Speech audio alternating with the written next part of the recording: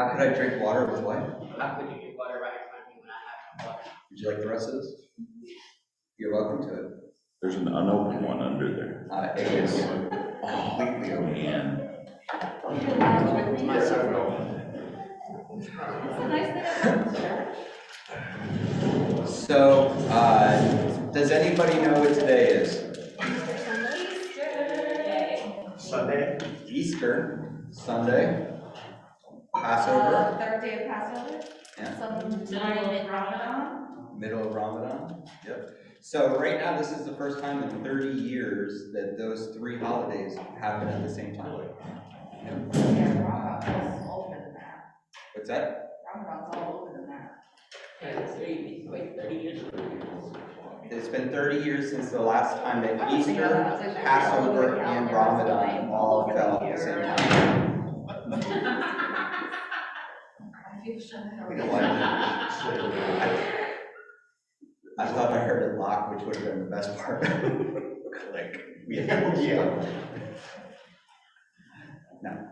So, you know, I want to do what we do a lot of times when we're going through passages. Oh.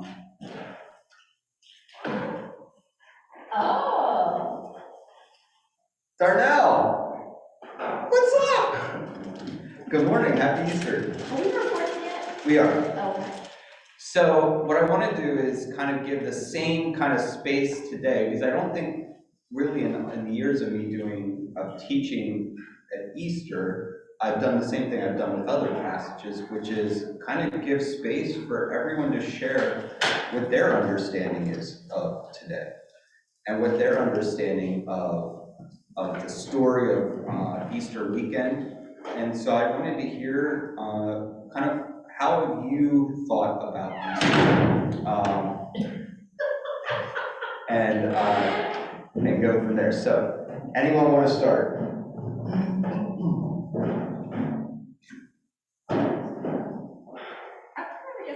I've had a couple different experiences. How's the owls? Can they hear me? As your volume slowly kept going up, I'm sure they got more accurate at Okay. hearing you, yes.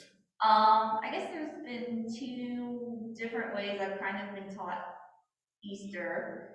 Like the idea that Jesus died for the sins of the world, and we only have, but not really all the sins of the world, because only those who believe in Jesus, because if you don't believe in Jesus, then he didn't die for your sins.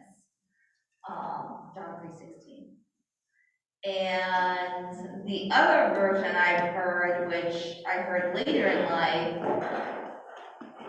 was, well, let me say, I heard that he died for everyone, and then later it was amended to only those who believe in him, after this reference. And then I learned another one, which was, Jesus died for my sins because I'm a sinful person. Jesus had to suffer the wrath of God and be separated from God, even though he is God. And yeah. Okay. Anybody want to either add to that or share something different? Particularly if you grew up in a liturgical setting, Easter is very different, right? It's the culmination of Lent, so you've been actually moving towards this for a while. So if you have a liturgical background or history, maybe this also is a different experience. So if anyone wants to share any of that. Yeah, I grew up in a Catholic tradition. So you had the Stations of the Cross that you would do beforehand. I remember I was in a boys choir, so there was a lot of choir practice, rehearsal, culminating in like Easter Sunday, getting up at sunrise service, dragging my dad into church at 6:30 in the morning, and all that. So, Yep. Anybody else? Craig said, mine started really basic, now it's a symbol of hope. Symbol of hope. That's awesome. Good. I grew up in an Eastern Ukrainian Greek Catholic church, and with that it is liturgical, but I would go to what was called the 12 Gospel liturgy, and it was like kind of intertwining yourself with the story of the Gospel, and there was a lot of like liturgy that surrounded itself around the spring food and the upcoming of like life and surviving the winter. That's awesome. I like that piece of it. Very cool. Anybody else?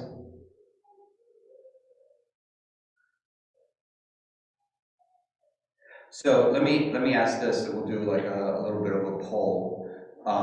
And online, if you know where the thumbs up are, or the yes or the no is on your, under your reactions, you can contribute or you can say something. How many of you, is Easter a positive memory? And how many of you have Easter as a negative memory? So raise your hand if it was positive. And raise your hand if it was negative. So Easter to me is a fascinating piece of the church because not a lot of people have had negative experiences with Easter, right? And the church has done a lot of damage to people over the years in different teachings, in different thinking, in different behaviors.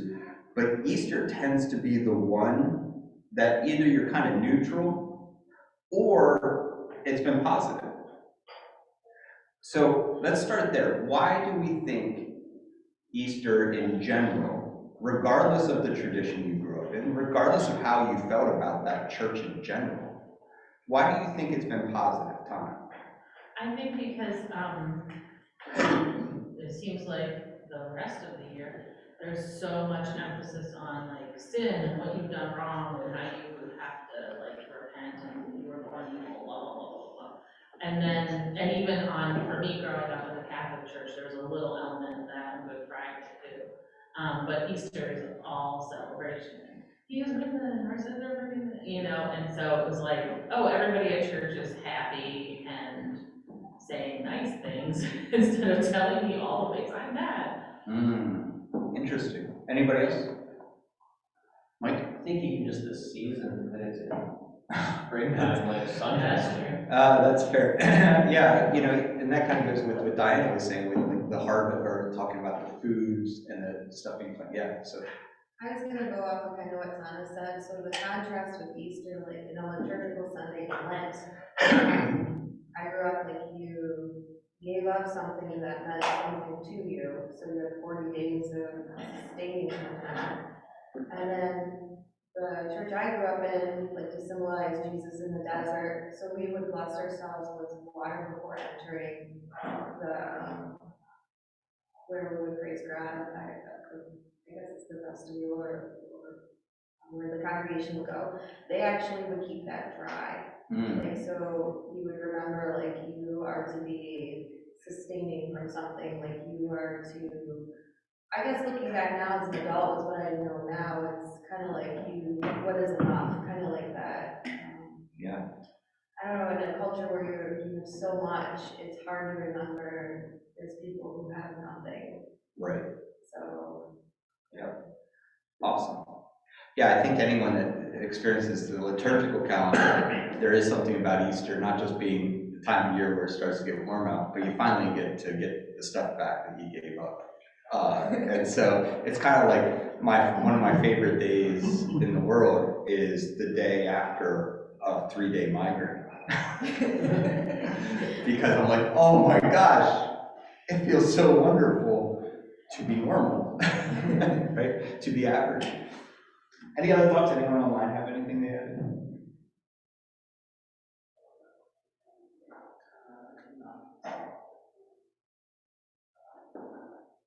Okay. Craig had said that it was both happy and sad.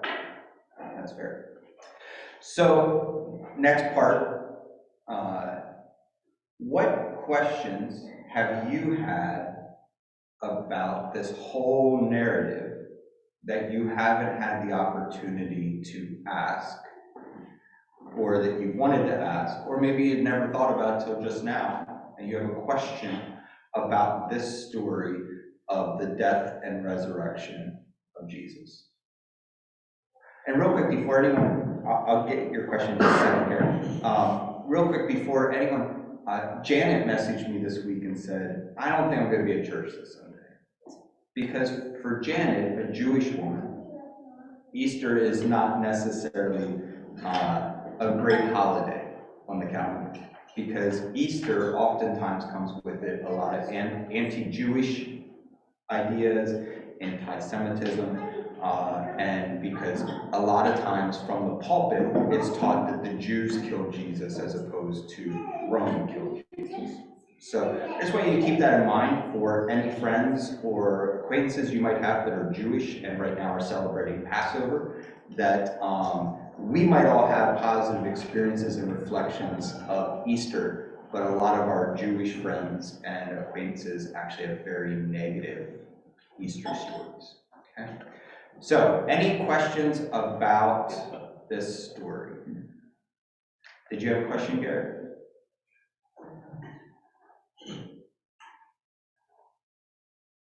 I think the Easter Bunny only gives eggs to people who are nice.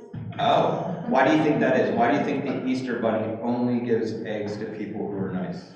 Because if I was the Easter Bunny, I wouldn't give them eggs because maybe I think they didn't want eggs for general because they wouldn't like it.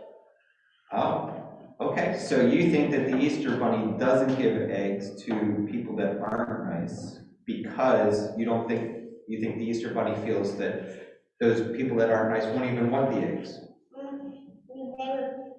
The Easter Bunny would feel sad. Oh, I can see that. Thank you. Any other questions or ideas? You know, one that I think Lee brings up a really good one, and I think that, Lee brings it up? When did she bring it up? let me finish on. Okay. So it has to do with safety surrounding Jesus' death and resurrection. Okay, so the idea that's promoted, and usually Easter Sunday, I feel, has often been used as a time for like an altar call in a lot of communities. Okay, so believe in Jesus, believe in his resurrection, believe in his death and resurrection, you'll be safe. Okay, if you fall outside that category, you're not. Yeah, and of course we don't use the language safe and not safe. We say saved and unsaved. Correct. Yeah, so to kind of catch anyone up that might not be caught up on this, you know, I have made the argument, and I think as a community we have embraced this idea that the term salvation, soterios, because soterios is used in the Septuagint referring to safety. They talk about how, oh my goodness, I'm losing his name. Isaac came up out of the land safely, and that word in the Greek is soterios, that in safety he came out. And what we have done in the church is we have used the word salvation to refer to something that is where our spirit or our body ends up in the world to come, as opposed to something that is present now and has more to do with creating an environment in which all people can feel and be, not just feel, but actually be safe. And so when Paul says, daily I'm working out my salvation, he's basically talking about this idea that daily he is working out his own safety and the safety of the people around him. And that, when you hear Paul in that lens, and you think about being shipwrecked, you think about being stoned, you think about being whipped, you think about all the things, being in prison, all the things that Paul experienced, for Paul to say, today and every day, I am working out my own safety in understanding who God is. Right? That's a really powerful and interesting thing that's slightly different than maybe the way that we've heard. So, was there a question in there, Mitch? Well, I guess my question is that why what happened in Christianity through the ages as we got away from Jewish thinking? Why did we go down a road? A rabbit hole? Yes, a rabbit hole. Why do we, actually, it is a rabbit hole. Why did we go down the rabbit hole where there's some that are in and some that are out? Like roads, sounds like all roads lead to Rome. Well, that's because Rome was the only one with roads. That's why all roads led to Rome. I'm not kidding. That's exactly. You're not kidding, that's what makes it funny. That's exactly right. All roads lead to Rome when Rome was the only empire that had roads. So I think what it comes down to is the moment that safety was determined by a handful of people that were in extreme power, then it got to be a place where you could choose who was safe and choose who was not. And so you could actually determine who was able to participate in things, right? So let's say, let me think of an example. If you had a toy, right? If you had a toy and it was your toy, you could determine who was allowed to play with it and who wasn't. Because it was yours, it belonged to you. And the more that our faith got entrenched in politics, and I'm talking about Rome, right, and Caesar, the more that our religion, our faith got entrenched in politics, the more that people could say, you can't play with this. You are not allowed to be a part of this. But I'll make an exception if you give a certain amount of money to the church and to Caesar. And if you do this, or you do that, or if you behave in this way, or you have, if you function in a manner that we consider respectable. Right? Let's think about respectable real quick. How many of you grew up in a church that had rules about the way you needed to be within that space? What are some examples? Easter dress up. Dress up for Easter, even if they're ugly outfits. I think it's about being kind and thinking of others. I agree with you. That is exactly right. Have we had, and what are some of the other examples? Smoking, drinking. Smoking, drinking, Cursing, cursing, running. I just was looking, when she said dress up for Easter, I immediately thought of like the hats, but then like her hat would be unacceptable. Oh, my hat would totally be unacceptable. So like, It's a hunting hat. like churchy pretty hats are okay, but men should always take off their hats inside. Right. And definitely no do-rags, Darnell. How did you even see it? It's in camo. Yeah, I can just see your head like that. Amanda says, dress up most Sundays, as well as spiritual gifts like tongues, etc. Yes. How about this? Straightness Oh, yeah. and whiteness. Right? Like your family, I would imagine, would feel very uncomfortable walking into some churches because there would be an expectation of like, this is a white church, right? And that's horrible, right? Straightness. There's a lot of people, even within our own community, that did not fit the rules of churches by coming in and being queer. Right? Can we think of any other ones that maybe aren't? Yes? I think like as a child, your job was to sit and quiet. Oh, yes. Silent, yes. Darnell? They didn't want you walking during prayer. Oh, yes. Because if you walk around during prayer, it messes up the signal between us and God. Yeah, it's you didn't know that? You didn't know? It's like on the old TVs with the antennas. If you walk by too fast, the screen would get shaky. Yeah, same thing with us and God. Yeah, everyone has to be perfectly still. Garrett had something in time. So I think if you would be like more like nice people would believe in you more, and you would get more things that you wanted, so you could like do more stuff, and you could like invite something and like help the Easter Bunny. I love it. That's good stuff. Those are rules we should all have in our church. Thank you. Tana. I was just gonna say, there's also, you know, a lot of rules about how women can show up in. Oh, yes. And what spaces they can occupy, like this one that I'm sitting in. You know, determined by how they dress, right? All kinds of things. Well, it's funny how all women have to give helps too, so. Oh, yes. Yes, Yes. I got that in my spiritual gifts assessment. Oh, yeah. And administration. Any other things? Tithing. Amanda says, no cursing, no being weird, no asking questions. Asking questions is a big one, right? Don't question. What did you say, Mitch? Tithing. Tithing, yes.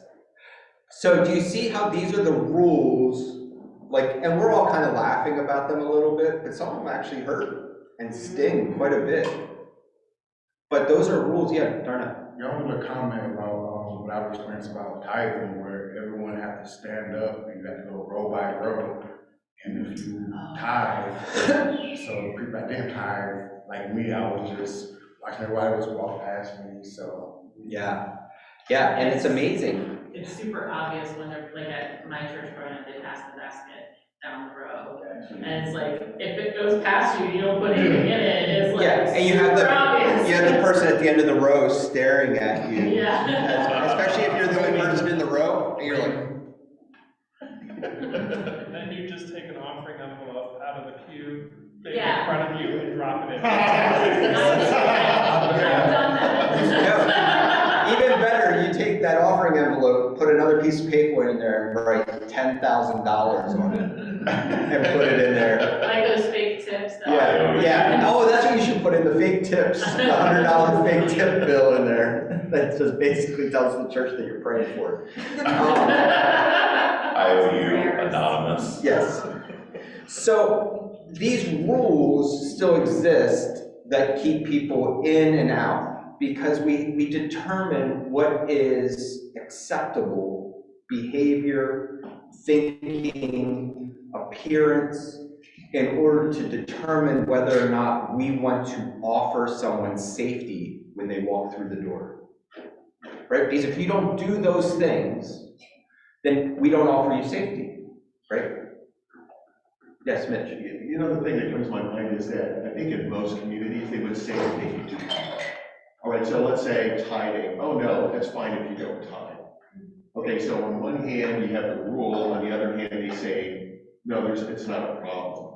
I find that to be the case in a lot of communities. Right. And this is where we have orthodoxy versus orthopraxy, Yeah. right?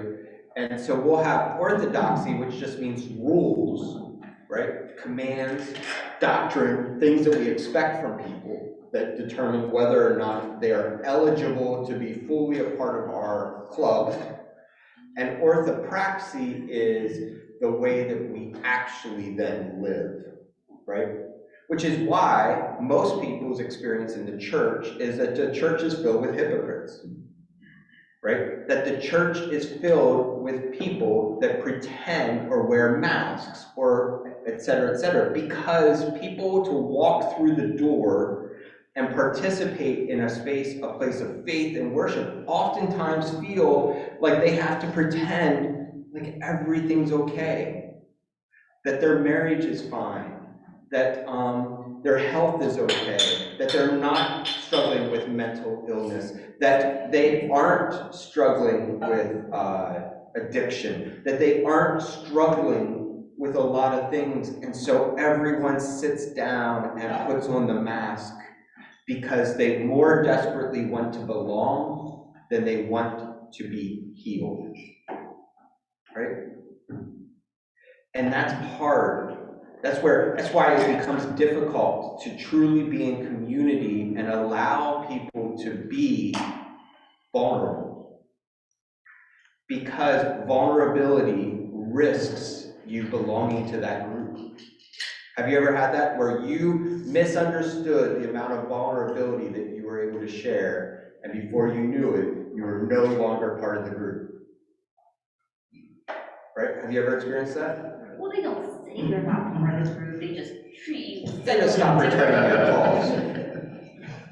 Yeah, but you could quickly get the message that unless I get back to this certain type of behavior or thinking or functioning, I am no longer safe here. As long as I'm lying about who I am, I'm safe. But the moment I truly am present as I am as a human being, my safety is the first thing they take from me. Do you guys feel that? No. No? That's fair. Any thoughts so far? Mitch? The big thing for me is that that is such a fundamental belief in our faith about safety. Fundamental. And yet, it seems to be the first thing taken away. Absolutely. Which explains why people are leaving church in droves. Churches are closing.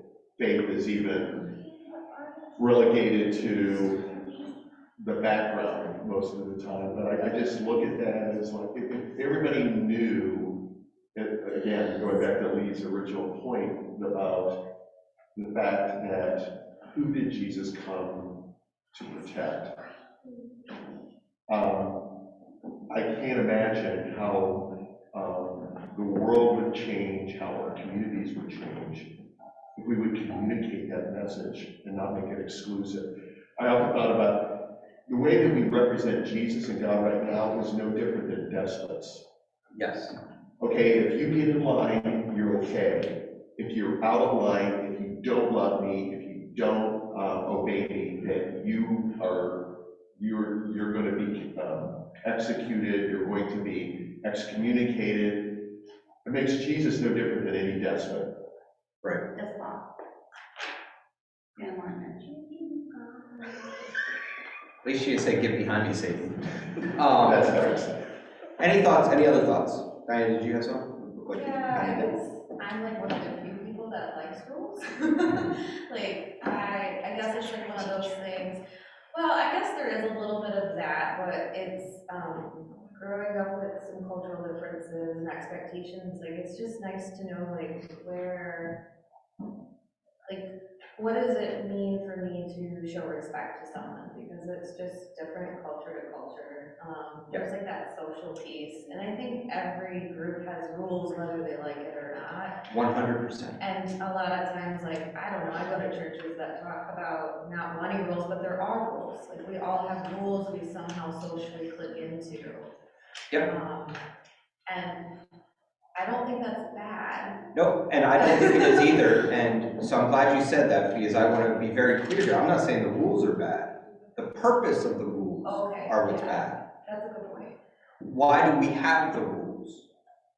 If the rules are to create safety for others and yourself, those are healthy rules. If the rules are to separate those who belong from those who don't, those are dangerous rules. Now, I'm sure we can find exceptions, right? We can find an exception to the rule of the rules. My point, though, is that it really comes down to why do we make the rules? Yes? So we can have a better life. So we can have a better life. Those are the good rules that we have, are the ones that help us have a better life, right? It's what allows us to create music, because there's rules in the process of writing good music. It's what allows something to be aesthetically pleasing to the eye, because there are rules to design, right? Rules aren't bad in and of themselves. In fact, they are morally neutral. However, when rules are used to determine someone's worth or rules are used to determine someone's level of acceptance, it's dangerous. So Mitch, to your question way back 7-10 minutes ago, maybe longer, about what happened that this became about who was in and who was out, was power.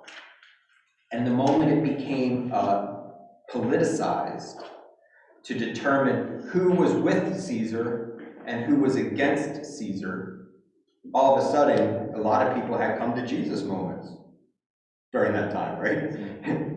It wasn't really come to Jesus moments, it was come to Caesar moments, right? What's that? Caesar, is that what you did? C to C. So this is really important for us to understand, especially then if we're going to talk about Easter weekend. Because how does Easter weekend and the story of the death and resurrection of Jesus confront that? Because what did we talk about last week when we talked about Palm Sunday? We talked about the fact that Jesus was critiquing those who were in power that could have protected and brought safety to the Israelites, but instead rather wanted to be in bed with the Romans where the power was, and so they would give up the safety of their people in order to create their own safety. So what then is this weekend about? Because I would argue this weekend has to confront that. Like, it wasn't enough for Jesus just to lament what was going on in Israel and how Herod and the leaders in Judaism were protecting their own CYA, right? Cover your ass, ask me no more questions, tell me no more lies, right? It wasn't enough that they were doing that, and now Jesus laments that, and then this weekend changes it. How? Garrett. I think he died, but he wants to have a better life so we, and like, all fortunate, like, have a better time and like, do better stuff. Okay, agreed. Thank you. What else?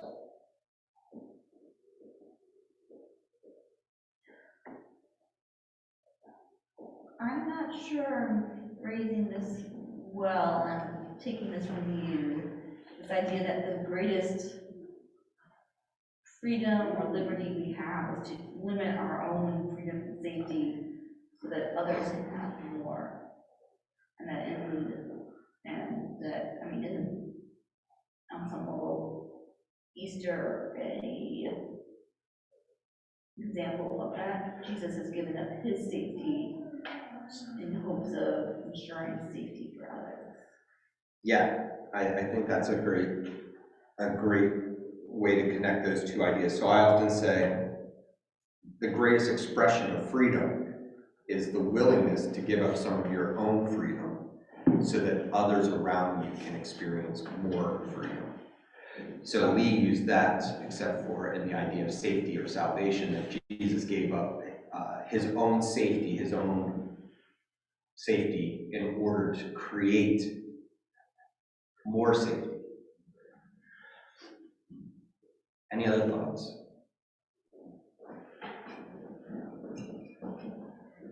Gary?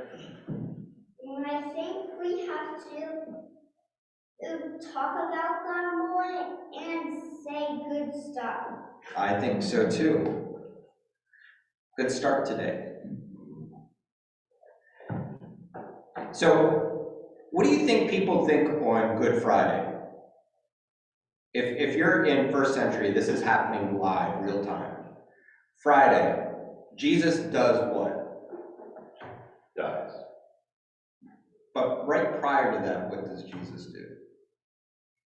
So maybe not on Good Friday, I don't know the actual dates. I'm sure the liturgy. So between the Garden of Gethsemane and the death. What's that? forgives the thieves. Before that, It's hung on a cross.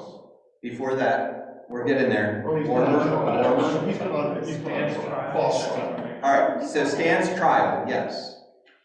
Who does he first stand trial with? The Sanhedrin. Jewish leaders. I'm supposed to say Amanda got that, like, very quickly. Good, well, good job, Amanda. They're all slackers here. So he stands trial with the Sanhedrin, right? The leaders that he just a week ago was lamenting that they hadn't done what?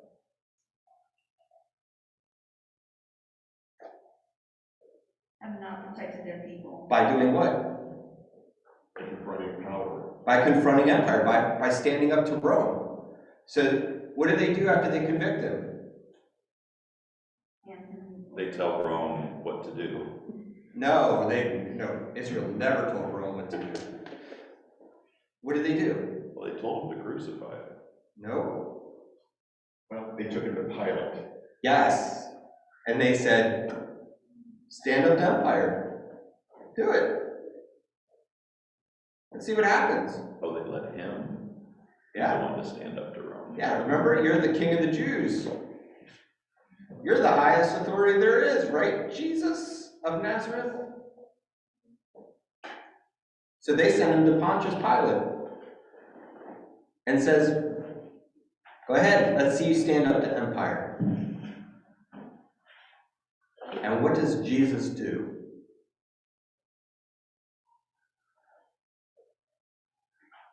He refuses to speak. Yeah, he doesn't talk. He doesn't even recognize what? Their authority. Yes. Oh. Jesus won't even recognize Pilate's authority. When Pilate says something, Jesus says, if you say so. Right? Basically. So Jesus is said, and then he is murdered. What do you imagine Herod and the Sanhedrin are thinking? Thank goodness that's over with. I think that's definitely part of it. We're safe. Well, yeah, I think they're thinking, we were justified for never standing up because look what happened. He's dead. He's dead. So we were justified for never standing up against empire. And to them, I would argue, they justified it. They made it such that in their minds, and I would argue they had what's often accused of paid crisis actors. They had paid crisis actors that went and said that they wanted Jesus to be killed instead of Barabbas. Right? What? Strengthening the word. They had plants in the crowd. And so, by doing this, it made them feel better because they could say, I told you so. I told you so. Yeah. So we were actually doing what brought safety. Right? When was the last time, maybe not the last time, when was a time that we see in the text that we see this oppressor with so much power and anyone that was even a hint of a threat was murdered? Egypt. Well, there's the killing of the infants by Herod, Right. not that Herod, but the other. Yes. That. That it echoes what? And that echoes what? The killing of the infants by Herod, because a rumor of a savior was happening, echoes Pharaoh. what David just mentioned. Pharaoh. There was rumors at the time of Egypt that the people were beginning to become outnumbered, were able to outnumber, and what happens if the children, the boys, rise up and join together into an army and end up overthrowing Egypt? And so there was a fear, and so they started to kill all the boys. Right? Because why? What did Pharaoh imagine? What did Rome imagine would happen if they did this? power structures threatened. Their safety. Yeah. Their safety. They build their safety off of making others unsafe. Yes. How many of us have done that or been somewhere where other people's safety or your own safety was built off of making other people feel unsafe? Yeah, go to most workplaces. Right? Isn't the United States founded on taking safety from the Native Americans? Yes. I mean, almost every empire. No, I don't think there's an empire that exists in history that can really reflect and say they didn't get to that level of power without first using fear to control the people. This is what Jesus is going to confront. The kingdom of heaven is the first empire to do this, to fight against oppressors without turning into the oppressor. That was the heart of it. And what is so sad is that the church hasn't learned that very valuable point. And instead, the church is still a place that makes people feel bad about themselves, and so that's how we keep people in line. Instead, Jesus was trying to create a space, a place of safety for anyone to be a part of. Before God, there is no Jew, there is no Gentile. There is no man, there is no woman.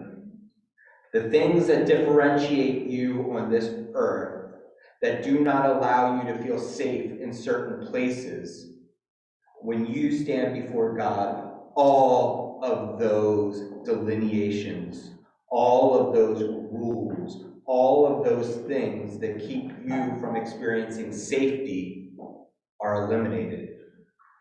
Because when you stand before God, God only sees you and not all of the delineations. Yes, Gary?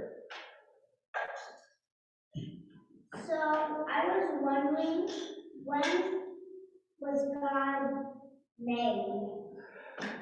I don't know the answer to that question.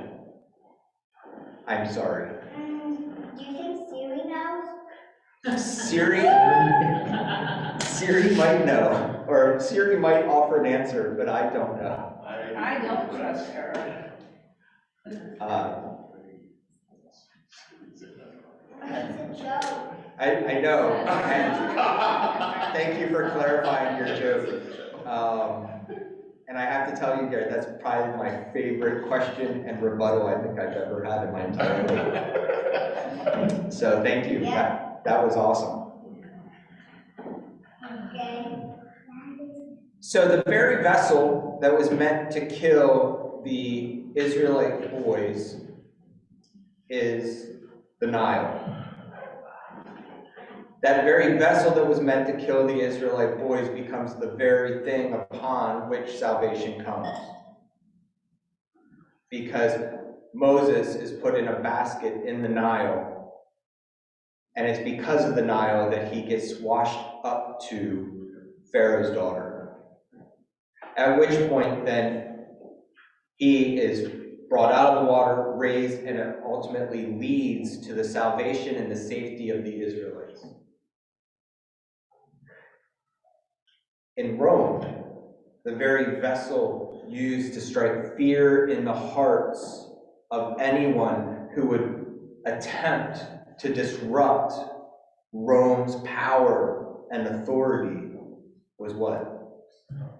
A cross. And so the very utensil, the very item used to keep Israel in line, to remind them of the fact that they were not Rome, and they were not in power, and they were not safe, becomes the very vehicle in which we see what?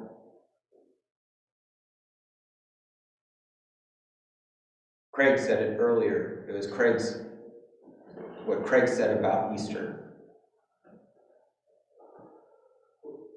Hope. it becomes hope. The very thing that was meant to keep people oppressed becomes the very thing that ultimately becomes the symbol of hope. The Nile River, which was the very symbol of death, becomes the symbol of hope for Israel. So for us now today, on Easter Sunday, while we are sitting here thinking about this story, it becomes extremely important for us to determine which side of the road were we on when Jesus was carrying the cross to Golgotha. Are we more on the side of Rome, or are we more on the side of Israel? Yes, Gary. I think it's Israel. Israel, yes. Well, that's the side we want to be on. But sometimes I think that we hedge our bets. Paul's an interesting example of this, right? Paul was both Roman citizen and Israelite. Like, what's Roman? Roman. Roman is an empire, it's a people one of their famous lines, Garrett, was that they brought peace. And they brought peace by anybody that didn't agree with them, they would put them in timeout. Permanently. So like,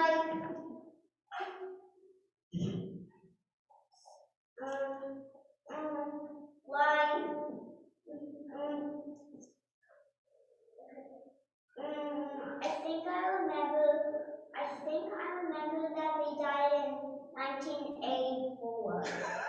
84 was a very important year for... 1984. Yes, 1984 was a very important year. I think Animal House came out at that time too. A lot of good books. So the reason I'm asking this question is because it's really important for us to understand. Paul, who had dual citizenship, he literally could choose which side of the road to attempt to be about safety.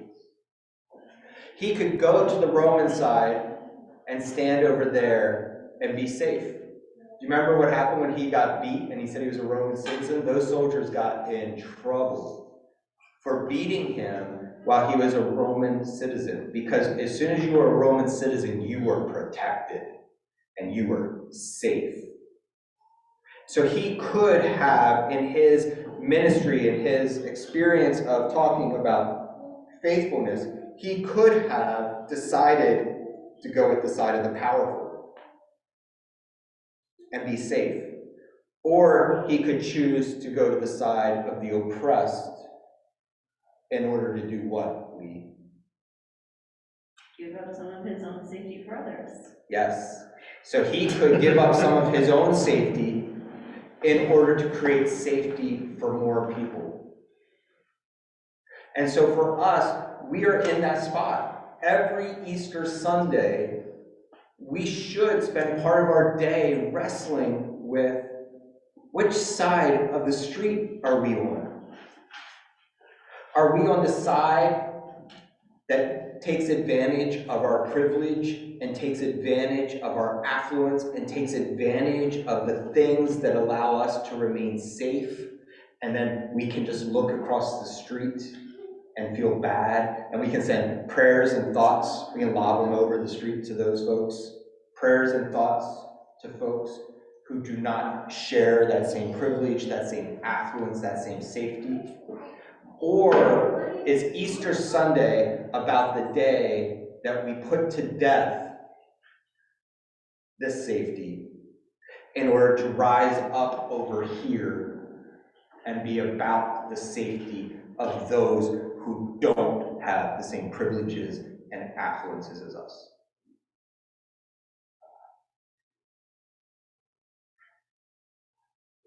I would like to, go ahead, wait.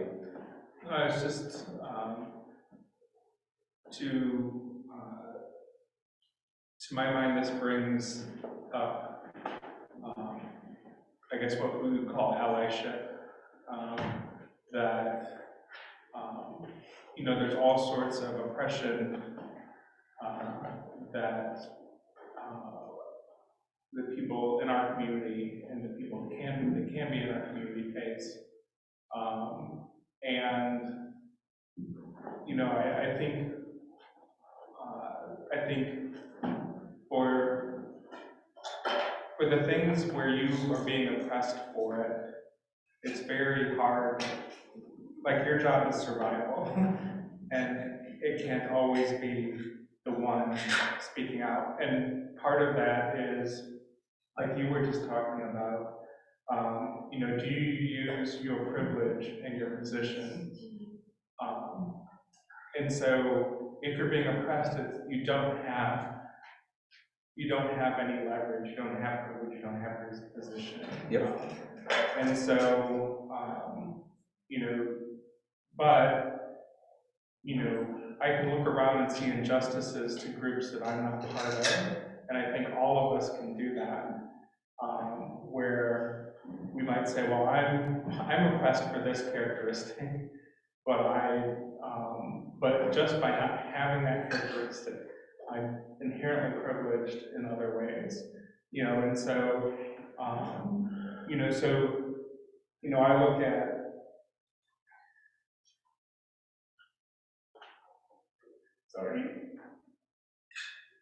I look at straight people in churches who say, I will accept being excommunicated or punished or giving up my privilege to speak in this church, to be where I feel accepted, because I know that others are not. And so,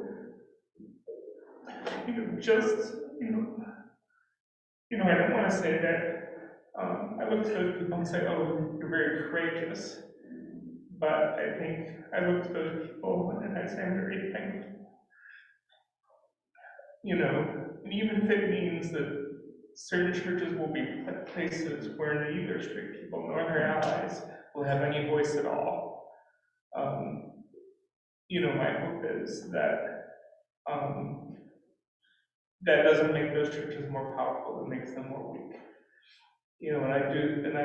So that's kind of one area where, I've been on the lack of privilege side, but then I can look around and say, well,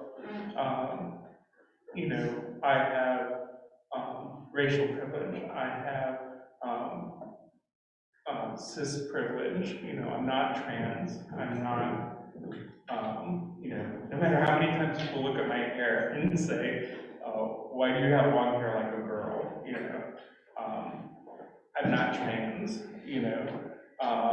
and I can speak for those into trans inclusion and, just, economic privilege, and so anyway, I guess I just want to speak out on the points of allyship, because as an ally, you have strength and position, that you can pick up someone's burden. Thank you. Yeah, I think that this, so somewhat to your point, Wade, I think, and correct me if I didn't get it quite right, is this determination of which side of the road you're on is perpetual. You always are going, in this instance, which side of the road am I on? Because there are going to be moments, if you are a woman and you're in a setting that is very misogynistic or patriarchal, that you will feel the weight of oppression, and we need people to step from this side to this side to give up some of their own safety in those moments. Then there might be moments where you are in a, as you said, racial or sexuality or any of these, where you might find yourself on one side or the other of this road, and we need to determine, am I right now in a position where I'm protecting my safety while watching others be harmed? And could I do something more if I was willing to give up some of my safety and security to step across the street, so to speak? I think this is important for us to be thinking about, because this is what I believe Jesus, this is what I believe God, this is what I believe the Bible has perpetually asked us to do over and over and over again. We say it every Sunday when we say the Shema, and then we quote, love your neighbor as yourself, right? That you want the same level of safety for the people around you as you experience. And sometimes you can find a way to raise up their safety. In other ways, the equalizer is you reducing some of yours to match theirs as well. And that's important for us to recognize and wrestle with. Because we often think, well, what would I do in that situation? Right? A lot of times, especially when I think right now, it's maybe more significant in my mind, but when I think about Passover, I think about what would I have done in World War II, in Nazi-run Germany? Would I have risked my own safety as a non-Jewish, and I was born blonde-haired, blue-eyed? Would I have risked my own safety to do everything I could to protect the safety of others? And I think we think about those things. What would I do if I ever witnessed someone getting beat up or mugged? What would I do if I ever walked in and saw this happening? What would I do? And I think for most of us, we neglect the fact that probably 3 to 10 times a day or more, you do have those opportunities. They're just not as grandiose. They're smaller things that you could do, where you could speak up and say, I don't think that's the best way to talk about this. Or you could say, I think right now we need to take a breath because X, Y, and Z. There are ways for us to stand up each day. Eugene Peterson wrote a book, and this isn't anything to do with the book, it's just the title, is Living the Resurrection, right? Was the title of a book he wrote. And I think this is what it looks like to live the resurrection. Not necessarily, I don't remember the book, so it wasn't that great back then. But living the resurrection is this idea of that daily we're determining, are we picking up the cross and carrying it for someone else, Simon? What are we doing? What is our participation? Or are we standing by watching someone else be murdered? Maybe not to that degree, but be harmed is probably the better way to think of it. Are we standing by watching others be harmed? But we know that if we spoke up or spoke out, that we would face potentially that same harm, or we would lose the safety of community by speaking up. And so we remain silent. Any thoughts about this? Like I said, and you always believe that you do the hard thing until you're faced with it. And he says, and worse yet, when you have to go out and seek it.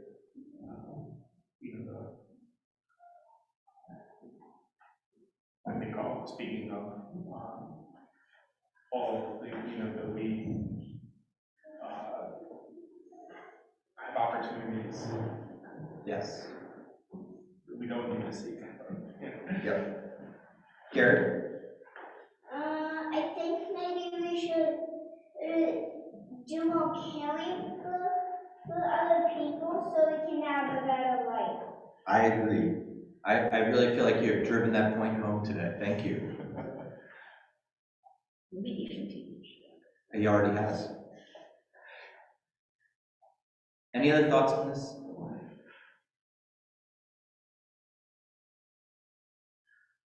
Paul says, I hate so much that it is in Christian communities that should be the first to be there for those in need, are the places where I felt the most fear. Yeah. Agreed. So here's where does hope come out of this?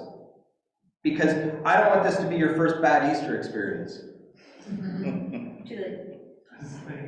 Dang it! No. Where is the hope in this?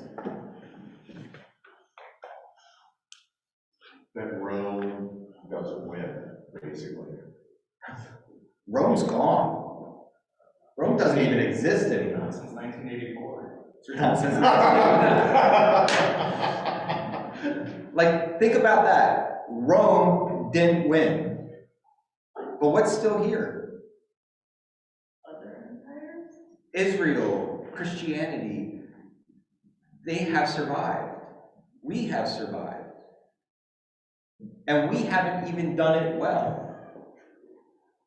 So we get to do the great rabbinic idea of, so how much more when we become a people that rise up? Right? Rise up. That's what we need to do. So when this morning or this day, when people say, he is risen, and you say, and I'm going to rise up too. And we make a determination, we make a declaration. We say that starting today, we will rise up. That's what changes. That's what happens. Any thoughts or questions?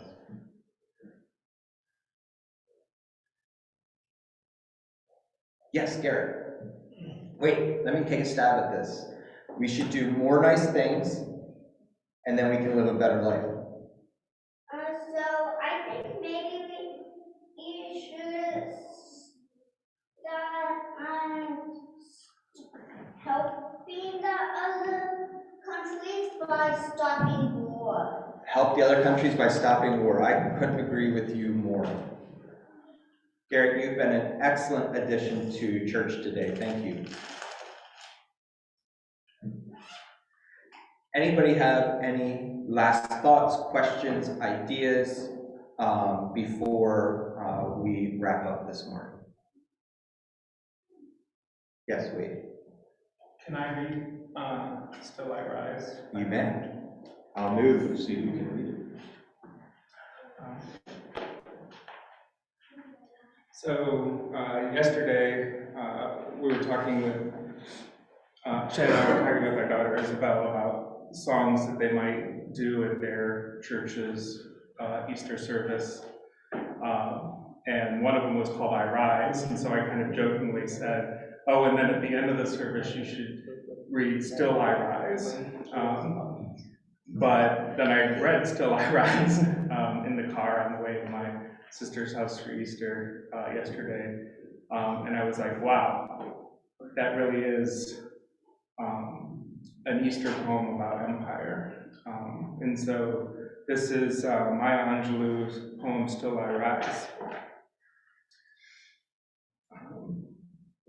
You may write me down in history with your bitter, twisted lies. You may trod me in the very dirt, but still, like dust, I rise. Does my sassiness upset you? Why are you beset with gloom? 'Cause I walk like I've got oil wells pumping in my living room? Just like moons and like suns, with the certainty of tides, just like hope springing high, still I'll rise. Did you want to see me broken, bowed head and lowered eyes, shoulders falling down like teardrops, weakened by my soulful cries? Does my haughtiness offend you? Don't you take it awful hard, 'cause I laugh like I've got gold mines digging in my own backyard? You may shoot me with your words, you may cut me with your eyes, you may kill me with your hatefulness, but still, like air, I'll rise. Does my sexiness upset you? Does it come as a surprise that I dance like I've got diamonds at the meeting of my thighs? Out of the huts of history's shame, I rise. Up from a past that's rooted in pain, I rise. I'm a black ocean, leaping and wide, welling and swelling, I beat in the tide. Leaving behind nights of terror and fear, I rise. Into a daybreak that's wondrously clear, I rise. Bringing the gifts that my ancestors gave, I am the dream and the hope of the slave. I rise, I rise, I rise.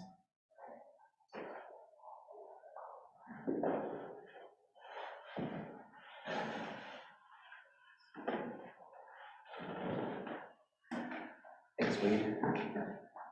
Thanks, Maya, Angela. Any closing thoughts or anything? Yes, Gary. So maybe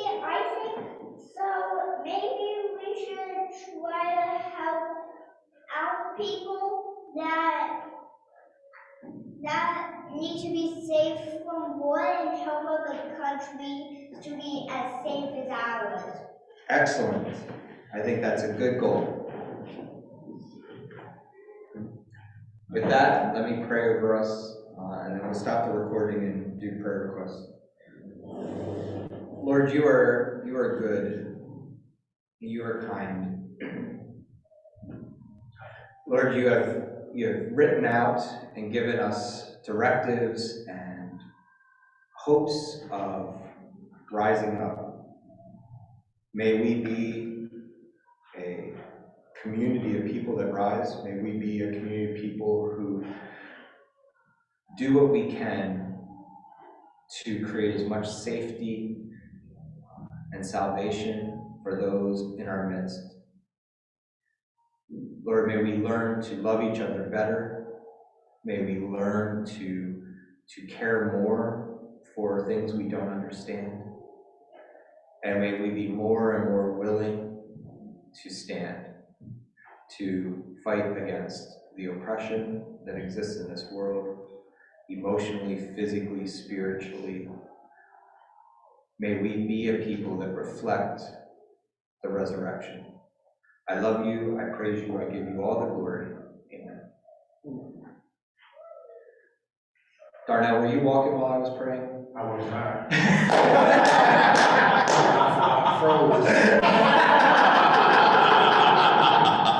I love you so much, that's hilarious.